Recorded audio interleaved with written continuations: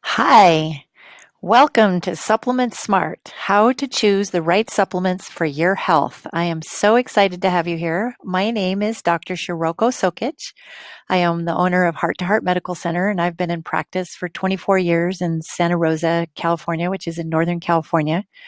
And I blend Chinese and Western medicine. And I've specialized for the last 24 years in researching supplements and learning which supplements are the best for you and how to use them properly. So I have a lot of expertise in this, and I am here to share with you how to choose which supplements are right for your health. I'm so excited. All right, let's get started. Also, I just want to tell you that if you have any questions, I would love for you to save them until the end. You can write comments on the chat room if you'd like, but I'm going to answer them at the end after I've done the whole presentation so that I don't get distracted. Thank you so much. So this course is for you if you want to understand how to choose your supplements and how to choose them, and how to decide which supplements you should trust, and how to critically evaluate your supplements. And you want to know which ingredients are bad and which ingredients are good.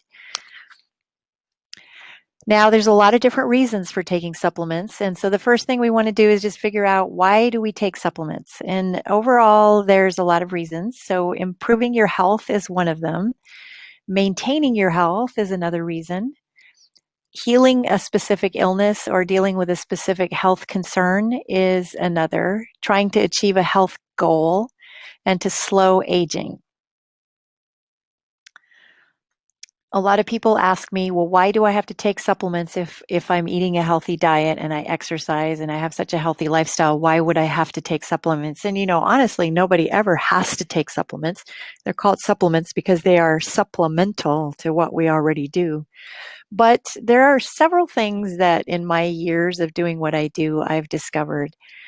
One is that, our environment is progressively more polluted and it's not as healthy as it once was. And there's a lot of reasons. We live faster than we used to. We don't live on the earth, and we don't farm and pick our food fresh from the ground. And so, and we drive cars and we live in big cities, and there's a lot of pollution. And now more and more our food has more pollution. Things like GMOs are in our foods. And if you eat out in restaurants, you can never control exactly what's in your food. So there's that. There's the nutrients in our food. There's not as many as there used to be. For example, if you shop for your vegetables, even at Whole Foods, when you shop for your quote unquote fresh vegetables, you don't know how many days they've been sitting there.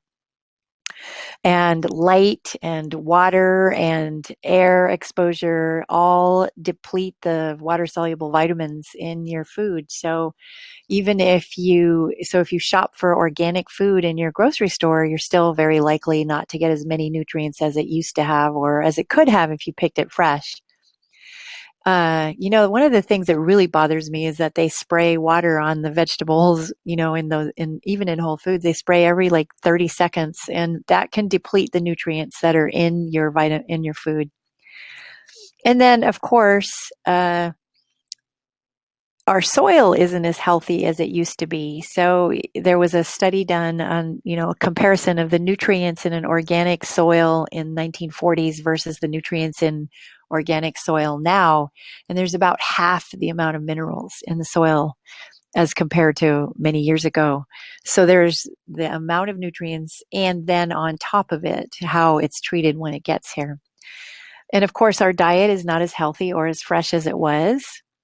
And we live more stressful, busy lives. So when we lived on farms and we were, walking to and fro, and the furthest distance we ever went, well, some people went across the whole entire country, but it took them months to go across the country. And now we can cross the country in 5 hours in an airplane.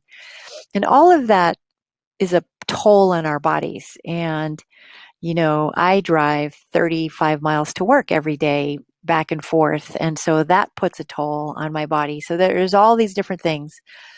Of course, we're also exposed to more pollutants, which I've already mentioned, and we don't spend as much time in nature as we used to.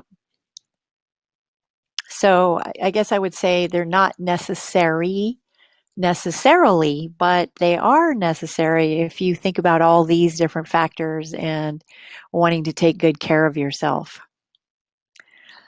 And then I want to take the science for a second. Are they really necessary? And if you look at the science, there's a lot of controversy. Some of it is very conflicting.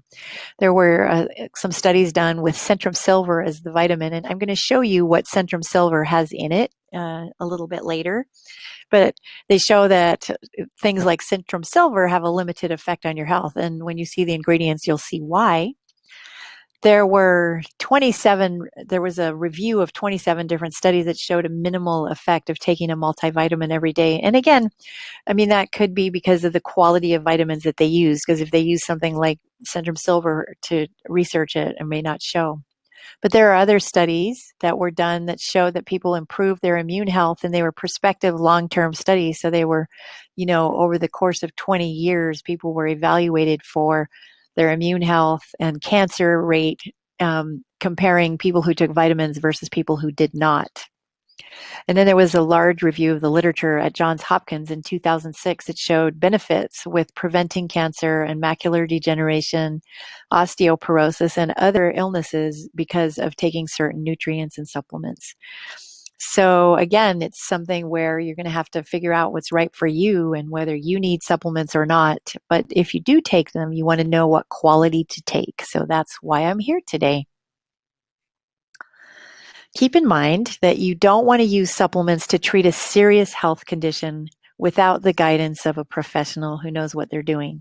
So if you have cancer or you have a serious medical problem, you want to know exactly what's right for you to take, and you don't want to do that without discussing it with your doctor.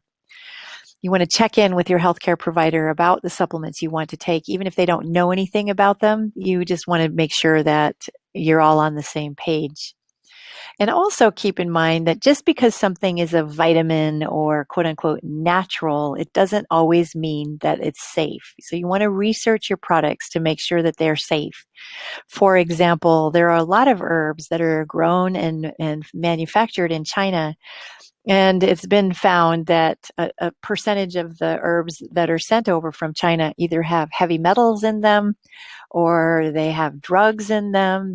And so you don't want to take an herb formula or a supplement just because it says natural, or you think it might be because there's somebody told you to take it. You want to make sure that you take something that's certified and clean and healthy.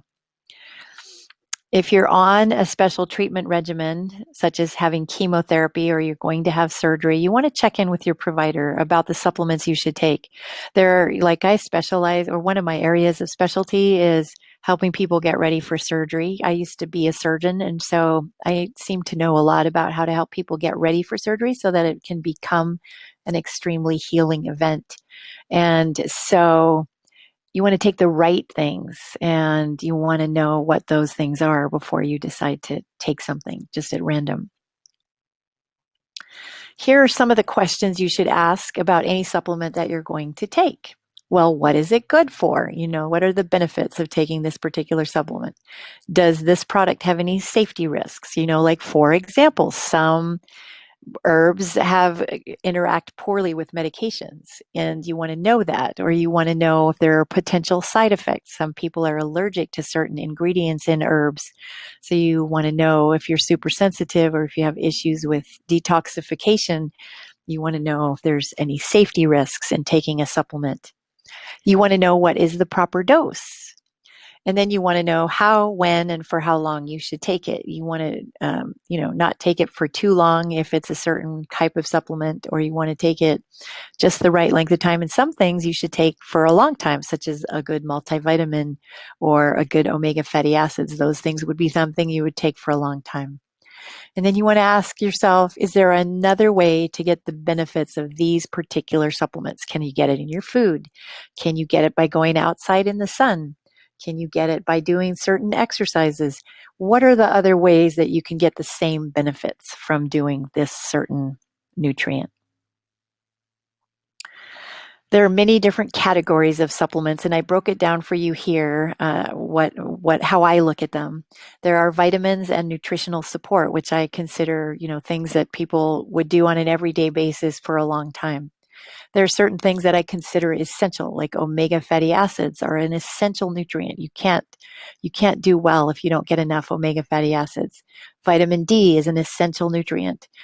Most vitamins are essential. That's why they're called vitamins. So there are certain things that are considered essential.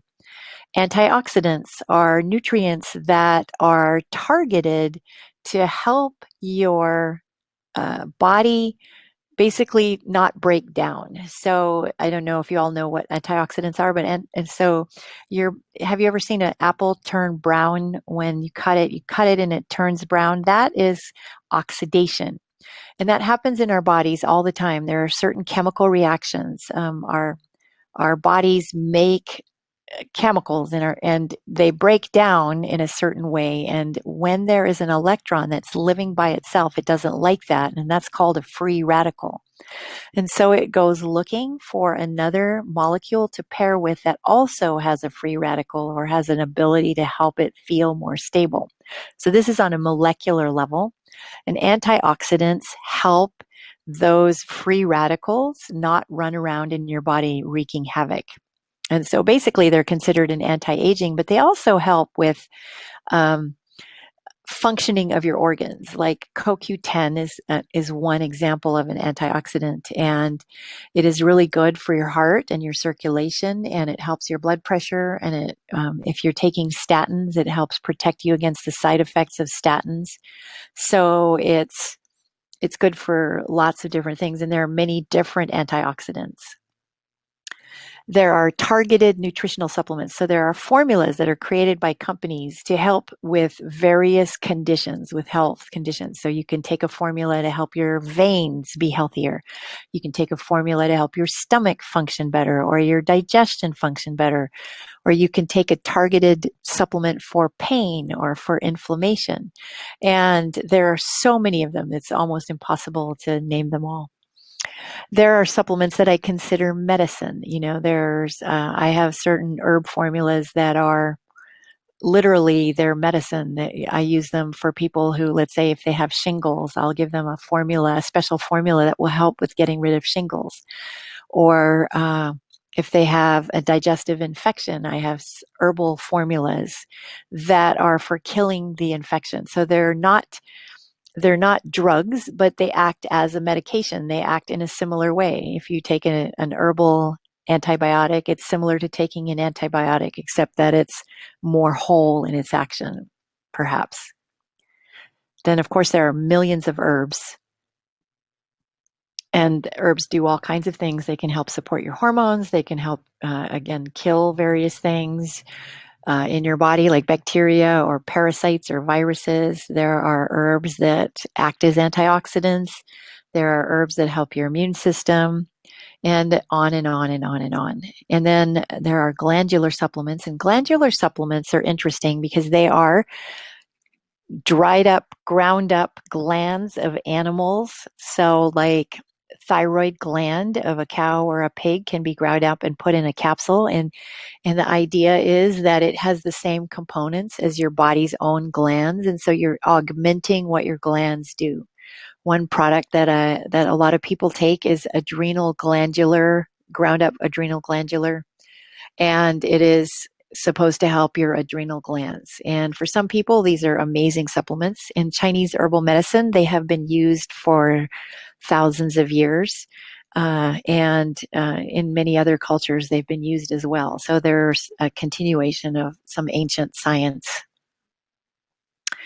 In order to figure out whether your supplements are safe, there are certain places that you can research. You can find out if your supplements are safe through the NIH. There's a supplement review checklist, and you can just click on this link here and it'll take you to that page, and it has facts and lists what the supplements are and whether they're safe. And the FDA does not regulate supplements, but it does have some information. So you could go actually to the FDA website and you can find information on supplements. Some of it may be a little bit biased in a certain direction, but a lot of it is based on some scientific research.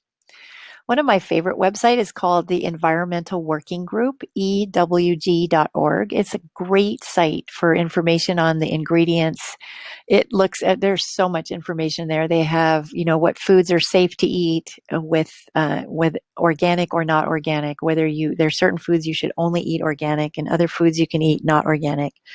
They have a section where they list what seafoods have high mercury. They have a whole database on ingredients, mostly for cosmetics, but a lot of cosmetics have similar ingredients to some of the supplements. And so you could go type in the name of the ingredient on their website and you'll find out if it's safe or what the comments are about it. And then finally, there's a website called consumerlab.com, and it's a great website. It actually tests products for quality and response.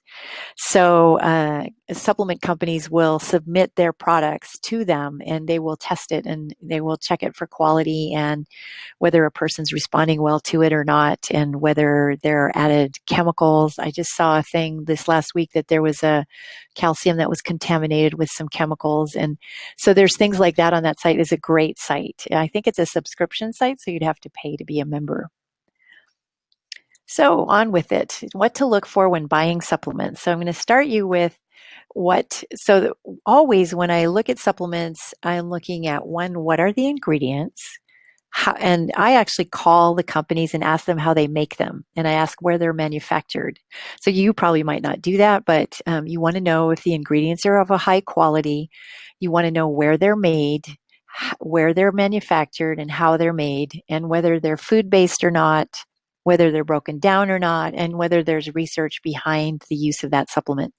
For example, astaxanthin is a supplement that I've been thinking about using in my office, and there's a lot of astaxanthin that's made from petroleum, and it's not even, astaxanthin is a high quality antioxidant, and it's supposed to help with inflammation and pain and all kinds of things, and it's supposed to help your circulation and your blood pressure, and it's kind of like taking an omega fatty acid, but the only really good kind comes from a microalgae. And it's, by the way, astaxanthin is what makes salmon pink. So salmon eat certain foods, and that's what makes and those have astaxanthin in them, and that's what makes salmon pink. So if you get a salmon that's not very pink, it's probably because it doesn't have any astaxanthin in it or not any much.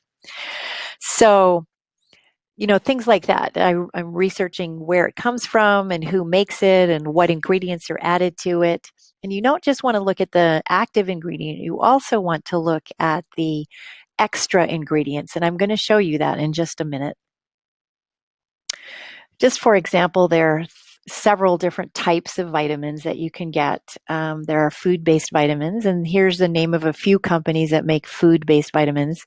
And some people prefer to have their vitamins, be more like food. So these are companies that make that sort of thing. There are vitamins that come from the drugstore, and I'll go through the label of one of them with you and show you what's in them. And then there are professional level vitamins that that are sort of scientifically formulated to be the exact right formula for your body, assuming that we know what's exactly right for everybody's body.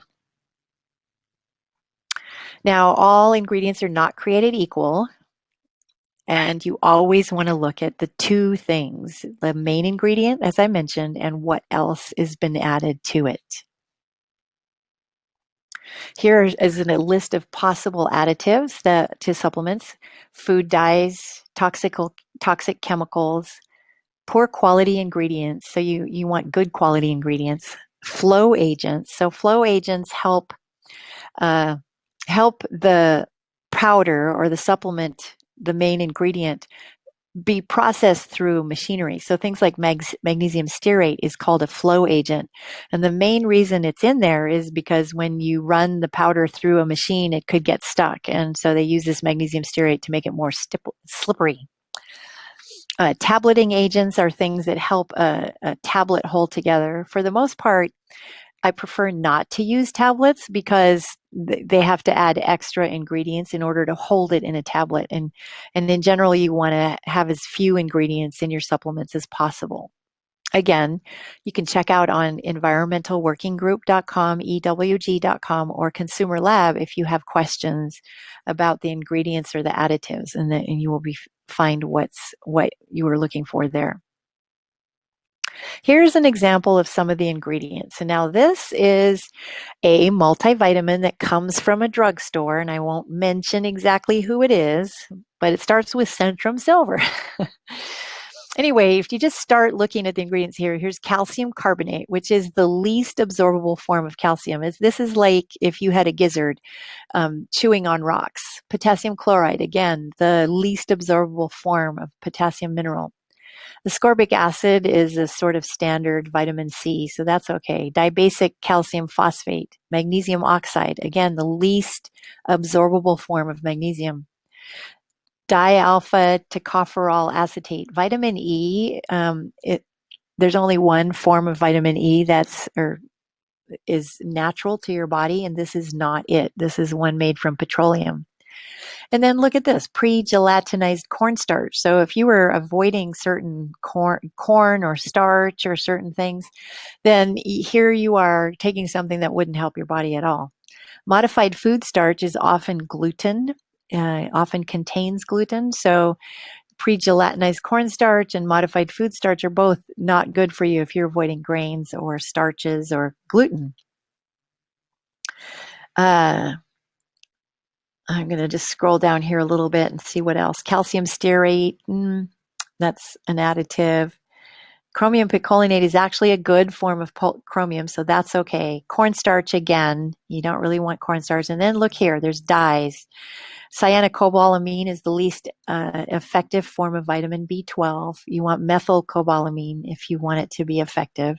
Then there's FDNC blue, aluminum lake red, aluminum lake yellow, all these different food dyes. There's gelatin, so if you were a vegan, you wouldn't want this because it's made from animal. There's hydrogenated palm oil. Lecithin's okay.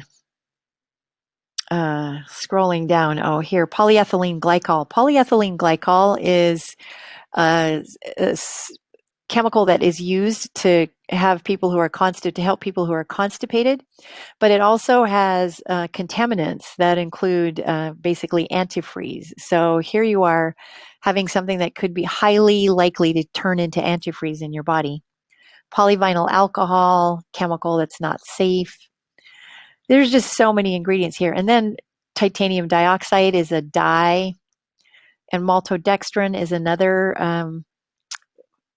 starch that can be gluten. And then there's aluminum silicate. So aluminum, not something you want in either. And then, of course, they say that it has soy. So if you're avoiding soy, this is not a supplement you'd want to take.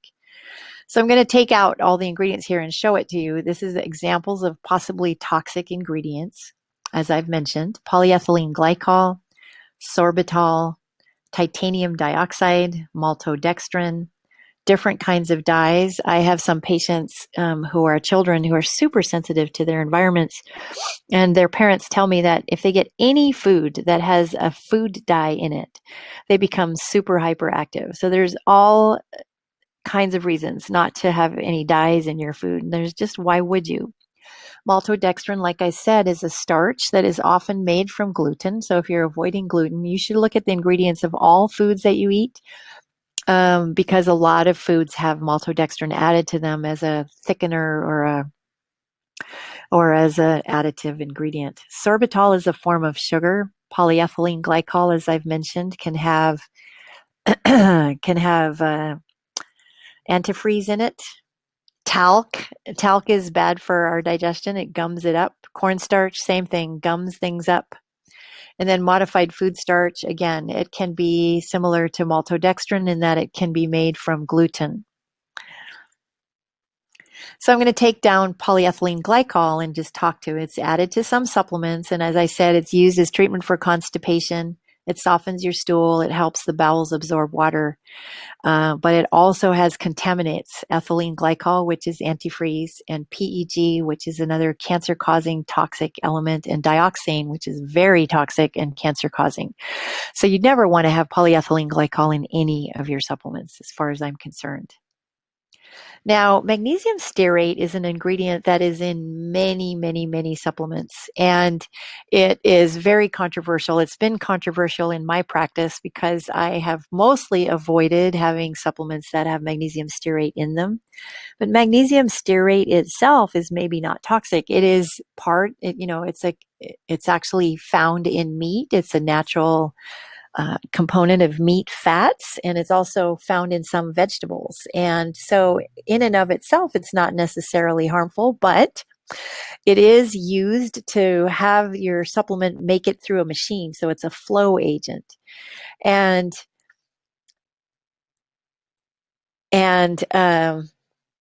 it I think about it as this, like if you're taking a supplement and you're taking maybe 20 different supplements and all of them had magnesium stearate in them, what's the point of doing that? You want your supplements to be as clean as possible. So in general, I avoid magnesium stearate, but there are a few products and companies that I use it, and I like their products. And so I sometimes have people take a supplement that has magnesium stearate. Here is an example of a professional level vitamin, and you may not be able to read these labels, so I'll read it to you. But there's vitamin A, which is natural mixed carotenoids, and so this is natural vitamin A, and mixed carotenoids, and it's at I think it's 4,000 IUs there. Vitamin C, which again I've told you, ascorbic acid is the most common form of vitamin C that's not food based, and so it's actually all vitamin C in the US, at least when I was doing the research originally, is manufactured in one place. And so everybody gets their ascorbic acid in one place, and then they add it to whatever they use it for, what different companies do. But it's been a few years since I've done the research, so it may be different now. Vitamin D. There's 400 IUs of vitamin D here. I prefer a little higher dose of vitamin D, but this product has 400 IUs of vitamin D. And vitamin E, now see the difference? The Centrum had, let's go back to it for a second.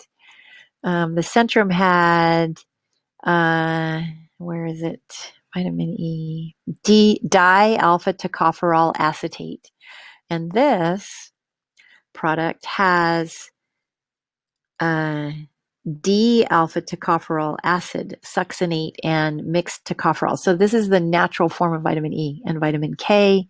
And you see that all of these, this is an important thing to talk about too, the activated forms of B vitamins. So a lot of professional level supplements give you folate in the form of methylfolate, methylated folic acid, and methylated B12, methylcobalamin. For people who have certain genetic imbalances, folate and B12 we're not able to convert them into the methylated form, and so then you can't use those B vitamins, and that blocks certain detoxification pathways. So methylated folic acid and methylcobalamin are essential because that helps you process run your chemical pathways in your body. And there's selenium as selenomethionine. There's copper as copper gluconate. So all of these are in their most absorbable forms. Betaine hydrochloride is a little bit of digestive enzyme that makes sure that your body can absorb the nutrients. And then here's an example of a food-based multivitamin that is organic and made with organic ingredients. And the dosing here is actually pretty good. This is made by one of my favorite companies. It's all organic. Vitamin A is 10,000 IUs, which is pretty good. Vitamin C, vitamin D, 2,000 IUs of vitamin D. And the folic acid and the B12 are not the methylated forms, and the B6 is not the P5P. So there's a little bit of difference. So if you were unable to methylate, this might be not the best vitamin for you. But you see that all of the ingredients are organic, and there's not a lot of additives. And here's the added ingredients: organic barley grass, organic gum acacia. Some people react to gum, so this would not be good for them. And then there's a vegetable coating, and there is some fermented organic soy because that's how they made the vitamins. Now, if you want to learn more about all of this subject, I'm offering a 3-part webinar series because this is just an introduction to what the ingredients are in supplements. And many people have asked me what are the best supplements and what are the ingredients and all of that stuff. So I put together a special webinar series in 3 parts. That's called the Top 20 Supplements for Healthy Living. And I will provide you with an education on the basics and on which supplements to use and what purpose they have and how to look for them. So it's going to be a really good class.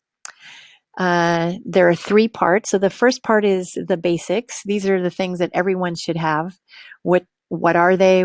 How should you choose the right one? So should you choose a food-based multivitamin or should you choose a professional level?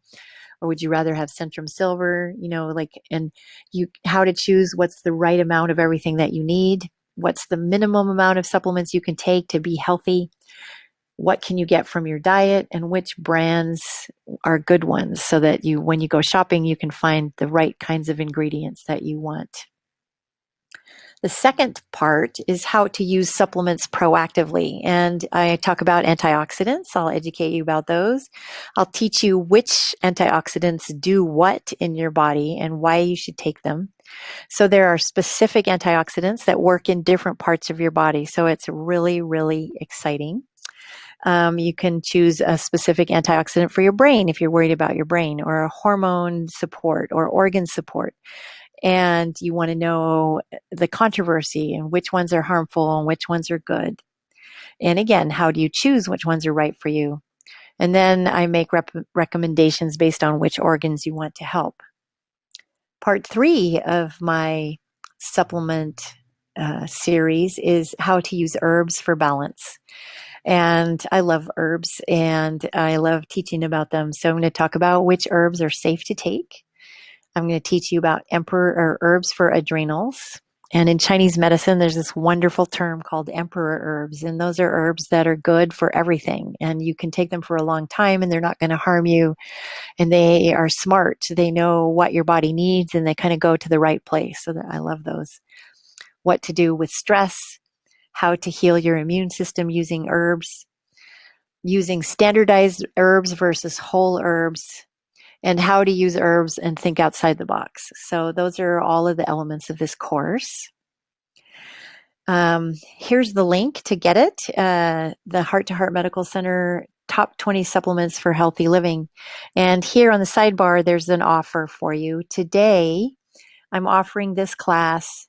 Instead of the usual $297, I'm offering it to you at $97. And it starts next week, but you will own the recordings forever. So once you've taken the course, you will have the slides and the course forever, and it'll be yours so you can refer to it.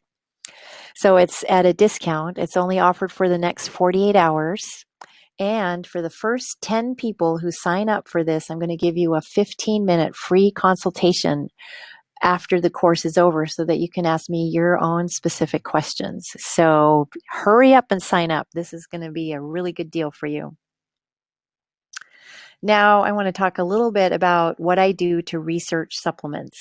So first of all, I want to start with herbs. I start with organic herbs. I look at Tatvas. So here's a few of the companies that I use. There are many other companies that use organic herbs, but let's say I was looking for an herb formula. I would go to Google and I would type in organic astragalus. And then I would go and search for the best organic herb that I can find with no extra ingredients, etc. Like I said, I search for supplements that have no added ingredients, and usually I look for products that are in glass bottles, and use vegetarian capsules because you can never know if there was animal products in it. And in general, you don't know where the animal products come from, so you try to, make sure that you know where everything comes from. I usually call the companies and learn where their products are manufactured and how, and I ask them about the science behind them. So I do the research about the science behind the supplements I prescribe. And always remember, everybody's unique and everybody's different, but there's different individual experiences. And so I have a few patients, now this might be news to you, but I have a few patients who are sensitive to nightshades. And if you're sensitive to nightshades are uh, potatoes, eggplants, peppers, and potatoes, tomatoes, eggplants, and all peppers. So bell peppers and even the spicy peppers like cayenne, all the different peppers, they're all full of nightshades. But there are other foods that also have nightshades, blueberries being one of them. And the herb ashwagandha is also a nightshade. It is an herb that is really good for your adrenal glands. But if you have problems with nightshades, then you can't take ashwagandha. So, things like that you want to remember or to know about yourself so that you know what to take. Or let's say you were sensitive to sulfur. Well, turmeric is a really wonderful herb for uh, inflammation, and it prevents cancer, and it's good for your brain. I mean, right now it's the hot herb that everybody's talking about, and it is full of sulfur. So if you have a problem with sulfur and you take turmeric, you might have a problem with turmeric and you might not know it. Because it might be very subtle in your body, but it may not help you. So that's why I wrote to remember the individual experiences, because everybody's different and not one thing is good for every single person. Other things to consider when you're looking for herbs or buying herbs. First of all, I like to think about putting things in glass bottles rather than plastic bottles, although that's really hard to do. Most of the companies that I use plastic bottles. I try to buy herb or supplements mostly from companies that use glass bottles, but again, you want to minimize the amount of toxins that you get exposed to, and as much as possible. And so I have asked the companies, well, are these BPA free plastic bottles? But even now, we're learning that plastic bottles, even when they're BPA free, are not necessarily safe for us. So you want to think about other additives, if there's anything else been added to your supplements. And just a review of, if you're concerned about medications that you take, you want to check these sites, the WebMD, the NCCIH, and the drugs.com. These are websites that talk about drugs and drug interactions. Also, the Natural Medicine Database, they have a list of drug interactions with supplements. WebMD here is the interaction checker. They have an interaction checker. Drugs.com has an herb drug interaction slideshow. I think there's 1,000 different interactions that they talk about. And then the NCCIH is the NIH, the National Institute of Health, and they have a digest for herb drug interactions. And you don't want to, if you are taking a medication, you don't want to take something that will interact with your body in a bad way ever. So as much as possible, you want to be informed about what you're taking. Most important, when you take a supplement, pay attention to how you feel. Now, that seems pretty logical, but some of my patients are not used to taking supplements, or they just take a lot of different supplements and they may not know the difference. And so I always start people slowly. Like if you're going to start a new supplement, I think it's a good idea not to start 5 different things on the same day, because you may not know if something's affecting you. You start with one new thing. Maybe you were prescribed 5 things by a practitioner. Just start with one at a time. Just take it for at least a few days to make sure you don't feel badly when you take it, because otherwise, if you take 5 things all at once, you won't know which thing is interacting. If a supplement makes you feel bad, discuss it with your practitioner, because there's different levels of actions. Some supplements will make you feel bad because it's a side effect, but another supplement will make you feel bad because you're detoxing. Is detoxing a temporary thing? Is it a short-term thing? So there's so many ways that things can happen to you, and it's just good to know which one is causing your problem. So it's good to discuss it with your practitioner.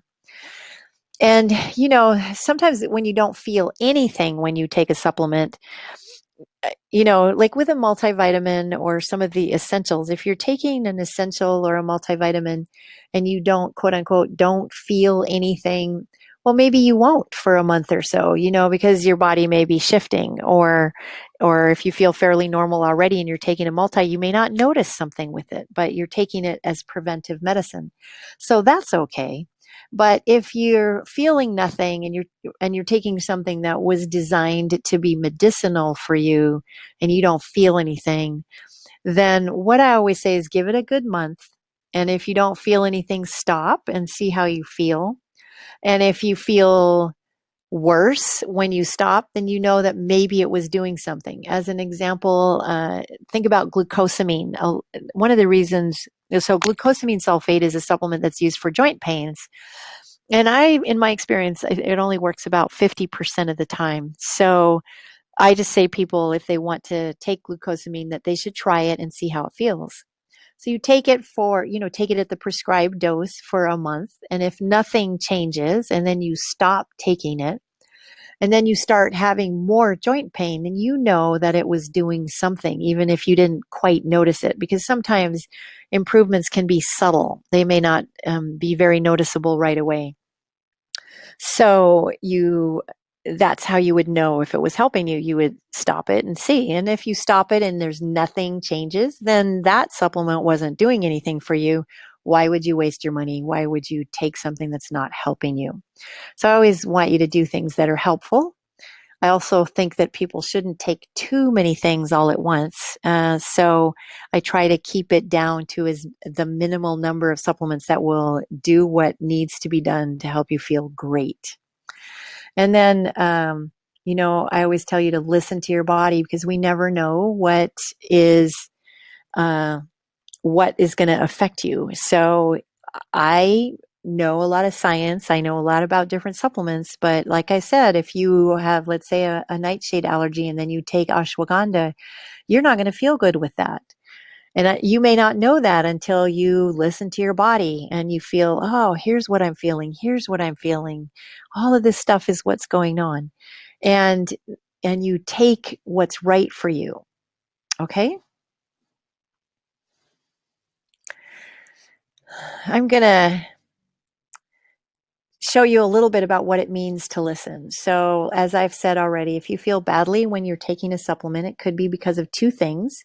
You could be detoxing, or it doesn't agree with you. So you want to discuss it with your practitioner to figure it out.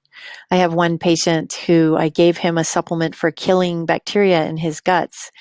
And he took it, the first dose, and that day he felt gassy and bloated and his digestion was all irritated. So he was sure that it was caused from the supplement. But then he stopped taking it, and then he realized that it had nothing to do with the supplement, that it was something else. So sometimes you'll think it's because of a supplement that you feel a certain way. So, it's always important to listen. If you take something and you don't notice a difference after a month, again, I've said this, try stopping it and see if you notice a difference when you stop. And then if you notice it's helping, if you don't notice that it's helping, you stop it. And, I'm going to talk a little bit about intuition. It comes in many ways, that your intuition. You could, I've had people who just feel this strong resistance to taking something. I remember a few years ago, a friend of mine tried to sell me colloidal silver, and he was telling me all the good things about it and what I should take and that it was going to help all kinds of things and it was good for everything. But I couldn't even make myself touch the bottle. It was like, wow, this product, whatever is happening here, it's not working for me. So I'm not going to take it. So, or let's say you're taking something for some length of time and suddenly one day you wake up and you forget to take it. Well, to me, forgetting to take it is your body saying maybe it's not working for you and you should stop. So, those kinds of things, forgetting to take something, if you feel badly or if you feel drawn or repulsed to something. Some of my patients come in and they say, did you watch the Dr. Oz show? Which I get a lot. There was this supplement on there and they're drawn to that. And even if I don't know anything about the supplement, I say, well, if you want to try it, just try it and see if it helps you. because there's just way too many things for me to know everything.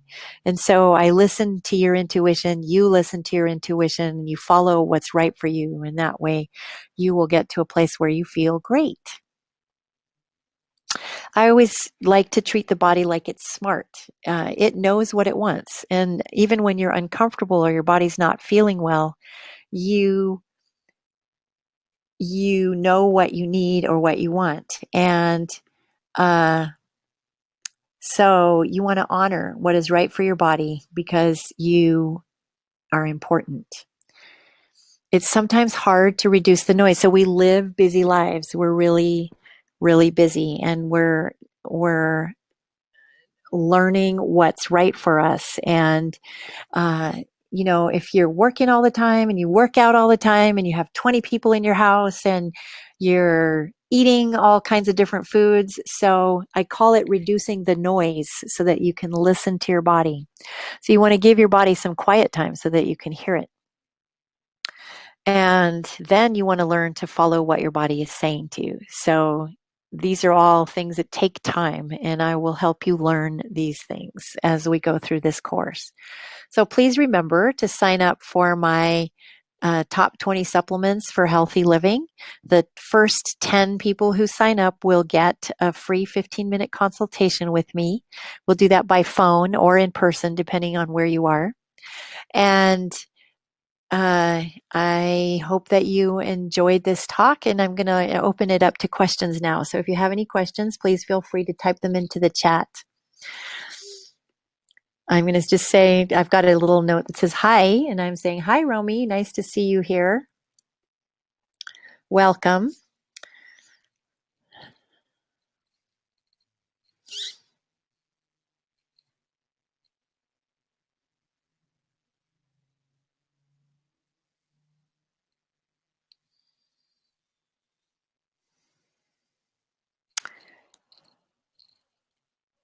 Well, it seems like nobody has any questions, so I'm going to just wait another little minute, and then if there's no questions, then I will just close this session and say thank you very much. I'm so excited that you were here today, and I look forward to hearing from you again. If you do have questions, you can always send, oh, here we go.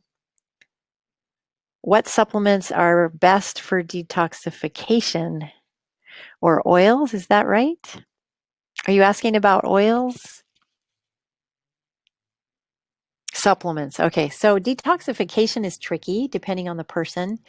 Um, I always start detoxification out by having you clean up your diet a lot. So, simplify your diet down to very, only organic meats, grass-fed meats, and lots and lots and lots and lots of vegetables. I usually put people who are detoxing on like an 80% vegetable diet. And you if you have, and again, it depends on your constitution, but there's so many different supplements for detoxification, but some that are pretty safe for everybody is alpha lipoic acid, which is an antioxidant, but it also helps the liver. And acetylcysteine, if you don't have sulfur problems, and N-acetylcysteine helps your body make glutathione. Of course, milk thistle is good for some people, and it helps the liver do its job. Dandelion greens or dandelion in a supplement is good for detoxification. I have a wonderful detox cleanse that I usually offer in spring and fall, and it is has all the ingredients that you need for doing a detoxification, and it's a 2-week cleanse. It's really good. The symptoms of methylation, people who have problems with methylation are people who you might call it super sensitive. They may have problems with like depression or focus because ultimately methylation affects your neurotransmitters if you really have serious problems. But there are also people who react to a lot of medications. Like I'm a person who reacts to a lot of medications, and I actually have the methylation double gene. And so those are some of the symptoms. Let's say that if you took something that was for detoxification and you felt really awful, it could be that you have issues with methylation. Or, like I said, if you tend to be really depressed or really anxious, and there's lots of reasons for anxiety and depression. So I'm not saying that methylation is the only one, but it can be a symptom of methylation issues. So usually when I suspect methylation is in people who just tend to be sort of reactive to their environment or to everything that they take or do. And then Judy asked if protein powders are important to include in a supplement diet. It depends on what your diet is, whether protein powders are important. I like to take a protein shake because it's easy, and I'm super sensitive to so many things. So I don't use protein because for me, it's toxic. But some people do really well with whey, and pea protein is another source.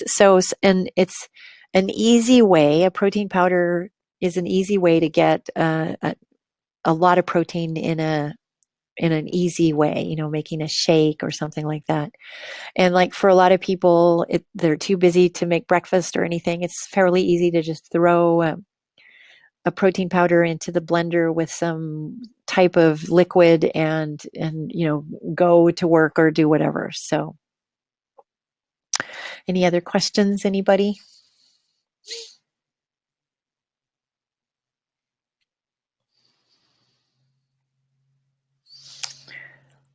Well, okay. So it's really great to see you all, and I hope you have a wonderful evening.